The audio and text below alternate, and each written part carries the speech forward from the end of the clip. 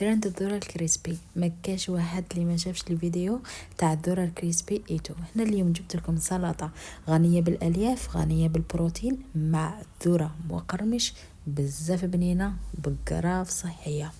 ديرونا ابوني وجيم وكومونتير.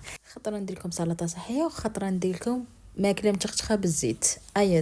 نبداو في الوصفه. هنايا درتهم في الاير فراير، تقدر ديريها في الفرن، يعني ما كاش حاجه مستحيل. نحتاجو الذره تاع المعلبات، ديري في بابي كويسون ولا في السنيوه تاعك. ديري فلفل عكري، زيت زيتون، فلفل الكحل والملح وخلطيهم كامل مع بعض وديريها في الاير فراير ولا الفرن.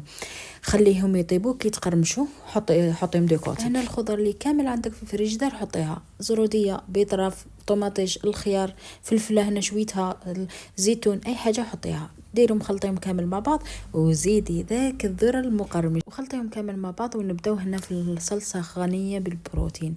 نديرو حبه بيض، زيدي 2 بون فروماج ريجيم مع ملعقه كبيره من الخل، مزوج معلقه زيت زيتون وخلطيهم بالبغامي. بالطبع بلا ما نساو الملح. هنايا ضيفي الصلصه تاعك الى السلطه وراكي وجدتي السلطه. الديكور حسب الاذواق. انا درتها في المول، درتها مع بابي فيل باه ما تلصقليش وقلبتها ووجدت لي السلطه تاعي اللي صحيه 100% وبصحتكم.